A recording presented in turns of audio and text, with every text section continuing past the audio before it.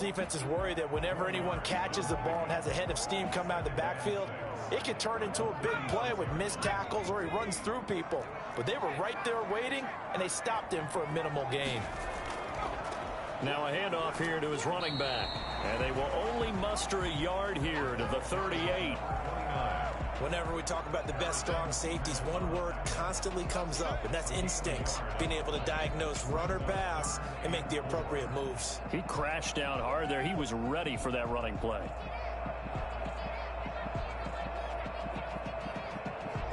And it looks like we've got a dime set here defensively. 6 DBs in the game.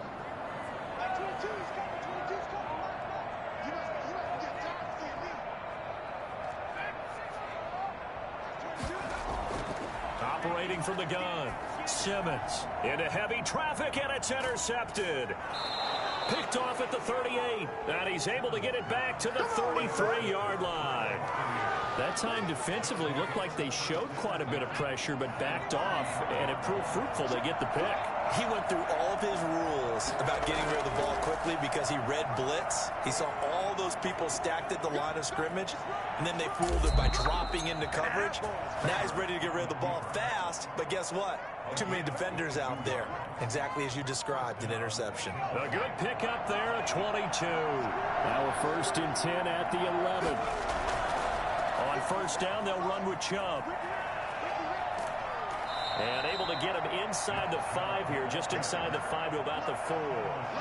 A solid run on 1st down. Gain of 7 leaves him with a 2nd and 3. 2nd and 3. The Falcons 4-yard line. On the ground, it's Chubb. And he's into the end zone. Touchdown, Buccaneers. Nick Chubb with touchdown number 7 on the year. And the Bucs have taken the lead. A solid blocking up front from the guys on the offensive line allowed him to get in for the touchdown. Yeah, some might say that the guys on the offensive line were in concert. I used to have a coach who called it marrying up. Meaning, when you get on a guy, you just stay right there, and each guy has his own assignment. That allowed the runner to make the big move towards the end zone. The kickoff unit is out on the field, and they will send this one away. Fielded in the end zone. And he'll just sit on this one as their drive will start at the 25.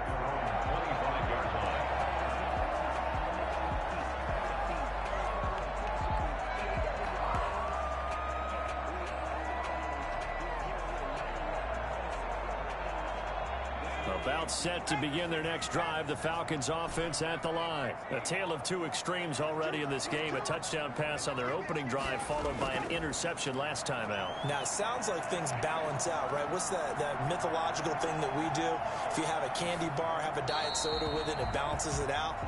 And we know that's not really true, right? Because the interception, that sting lingers a little bit longer. Got to come out now and put together some nice plays. An incomplete pass leads to 2nd and 10 from the 25.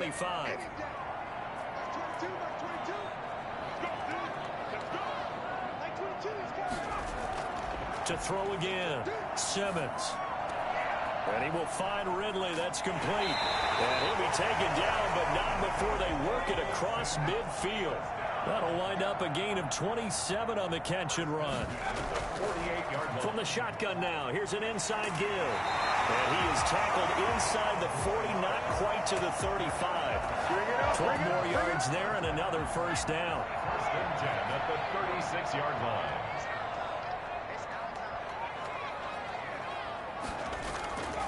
Back to throw. Simmons into heavy traffic, and it's intercepted. Picked off near the 32. And he's going to take this one back to the 37-yard line. 2nd interception for him now here in this 1st half. And you got to think he's a rookie, Charles. How much does confidence start to become a factor? I think that's a great question because that's what they're going to check on when he gets to the sidelines. The coach is going to check on it. His teammates going to check on it because when you haven't done it before, it's not something that's part of you. You got to see how you're going to react. Let's see how he bounces back. Yeah, because 2 interceptions for him in college and a half. I mean, that just didn't happen. Line of scrimmage, again the 37 as they line up 2nd and 10. Throwing again. Herbert. Escaping the pressure right. And And his throw is going to be incomplete. Marquise Brown was the intended target, but now it'll be third down. That was an interesting look there because as soon as he got outside the pocket, I thought he was going to take off and run for yardage.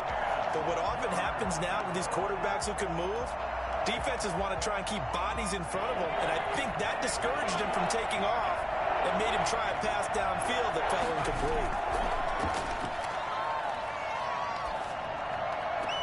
This one complete to Scott Miller. And he'll be taken down across the 50 at the 45 in enemy territory. His first catch, and it's a pretty big one. They get the conversion on third down. On first down, Justin Herbert. He's going deep for Brown. And it's knocked away and incomplete. Hollywood Brown, the intended receiver, but it'll be second down. Absolutely no disguise on that one. They just went for it. Put him out there and said, go deep. Let's try and hit him. Unfortunately, to no avail.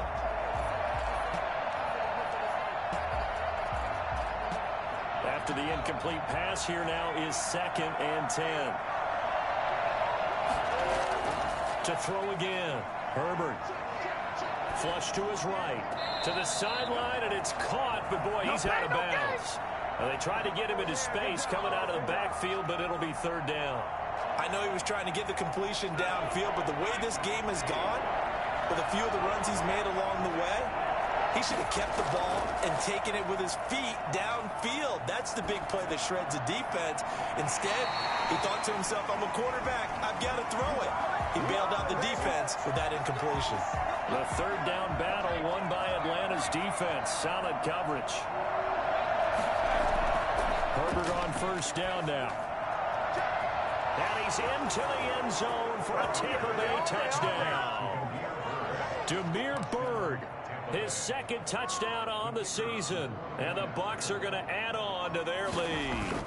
That score was not a game clincher by any stretch of the imagination. But the other team now has to be careful to not let this game begin to slip away. Extra point right down the middle. And it's now 21-7.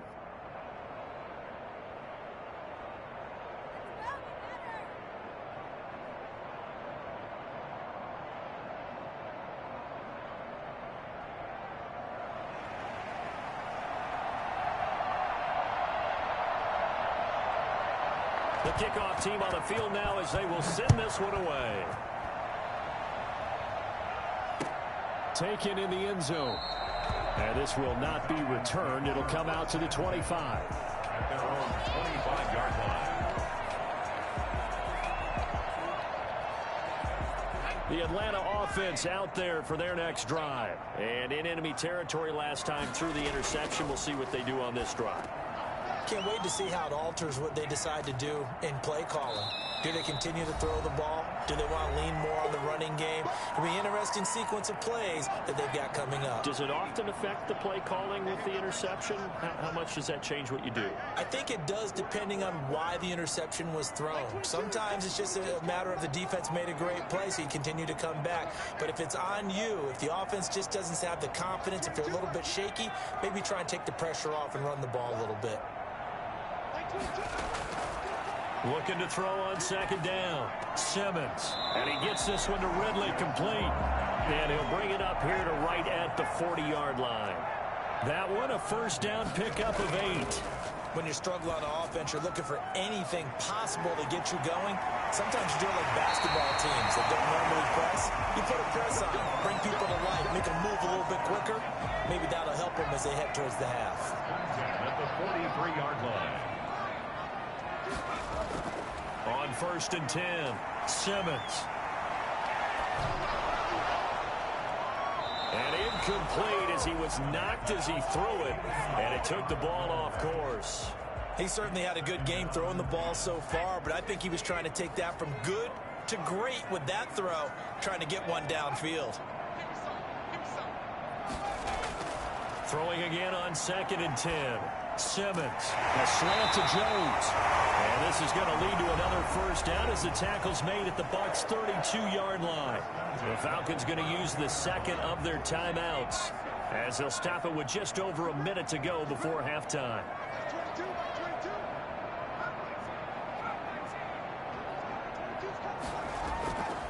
first down. Simmons. And he's going to find his man out of the backfield. That's complete. And he'll go down at the 28. They'll contain him to just 4. Second down. At the Buccaneers' 28-yard line. From the gun, Simmons. And a quick throw here, that's complete. And he's able to get it to the edge of the red zone at the 20-yard line. That one, a first down pickup of 8. From the red zone now, they'll look to throw. That was a route run not just with dexterity, but with intelligence. Found the hole in the zone, made sure the quarterback saw him, and was able to make the sure catch and flip the down marker back to 1. So a challenge coming down from the booth, and that's where these challenges come from, of course, in the final 2 minutes of the half. Yeah, now we're going to New York, right? That's command central for the officials. They'll talk, they'll take a look at it, communicate with the referee at the game site, and issue a final decision because they do have the final call now. Now they set up the screen. That's complete. And he will reach the 5-yard line before going out of bounds. That gain of 15 gets him on the doorstep, first and goal. This is first and goal and a golden chance to get a score back here before halftime. Again, he'll drop to throw.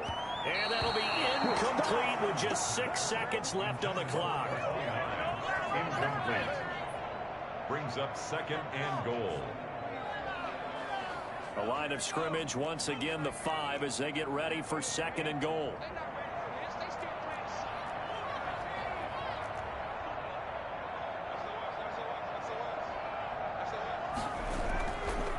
And to give this time to the tailback. And with just 1 second remaining in the first half, they'll call the timeout.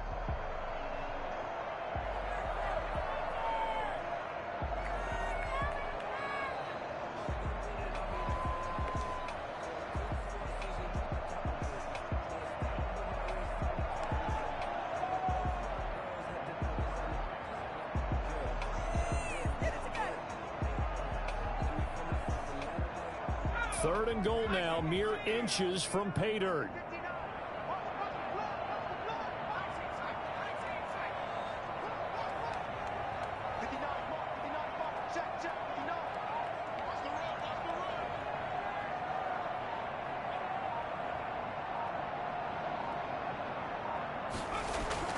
A final shot before break. Simmons will take it into the end zone. Touchdown Atlanta. A great effort there as time expires in the first half. And the Falcons draw a bit closer. Younghoe Koo lining up for the point. CD, it seemed like they were so focused on the guys out wide, they forgot about him out of the backfield. That's a really good point because you got to communicate, and oftentimes when you start counting receivers, that's exactly what you do. You start from the widest receiver, work your way inside. Who gets lost sometimes? The back in the backfield. That's exactly what happened there. And he got into the end zone. And how about this right out of the locker room? An onside kick attempt. And they've got it. They recovered it. But hang on now, though. There's a penalty flag down. Well, they were a little too excited to get the football, touched it before it went 10 yards. And that's so difficult, isn't it? Because sometimes you can just take a bad hop and veer into your lane or into your body. In this case, though, they touched it before 10. Illegal touching is the call. So from Buccaneer territory now, it's first and 10 at the 48-yard line. Operating from the gun, Simmons. Oh, there's that man again. It's complete. And he's going to be out of bounds, but not before he takes it inside the 40. It's a gain of 11, and the Falcons pick up the first. So here's a first and 10 at the 38. From the gun, Simmons. And he's got his favorite target yet again. It's complete. And the play goes nowhere. Losing yardage back near the 40 at the 39. He was unable to shake free there, and they'll cover him for a loss of a yard. And he'll take this one down to the 36. It's a gain of maybe 3, but it's going to leave him with still about 8 or 9 to go on third down. It's a gain of 3. Brings up third and 10.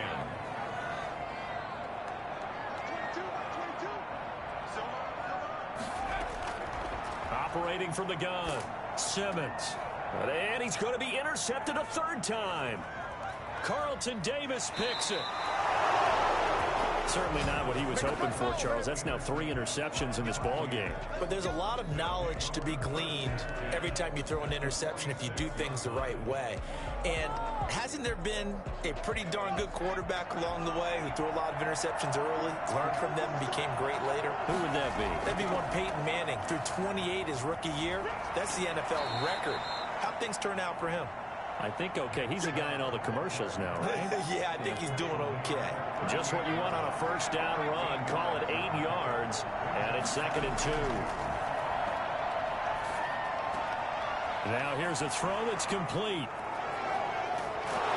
He's going to go out of bounds, but he takes this one down just shy of the 20. 15 yards on the play, first down.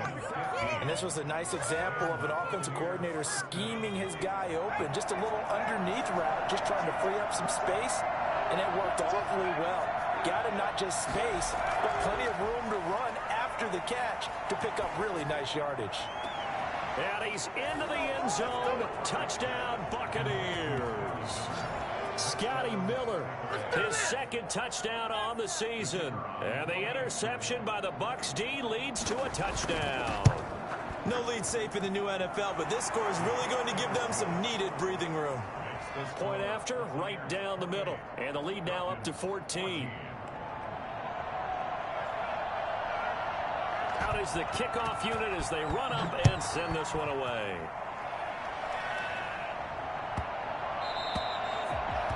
The Falcons take over 1st and 10 at their own 25-yard line. About set to begin their next drive, the Falcons offense at the line. And with 3 interceptions thrown already, we'll see. Do they rely more on the ground game here? They may have to change things offensively to try and settle things. And his pass is intercepted for the 4th time today. Carlton Davis picks it, and they'll have the ball set up in the red zone at the 16-yard line. The officials so cognizant of that call nowadays, but that one looked pretty easy. Yeah, you're right. They took out of their hands having to wonder whether it's a 5-yard or a 15-yard, inadvertent or not. Now, it's a lot easier. You see it, you call it. So the face mask moves him closer, and now 1st and goal. Chubb. And the Bucs are going to be set up with a 1st and goal. He couldn't quite reach the chalk, but they'll have it at the 1-yard line. It'll be a pickup of 8 and a good first step there. And he's into the end zone for a Tampa Bay touchdown. Nick Chubb with his 2nd touchdown of the game, number 8 on the season, as the Buccaneers tack on to their lead. And he certainly played a pivotal role with those 2 TDs and why they're up on the scoreboard right now.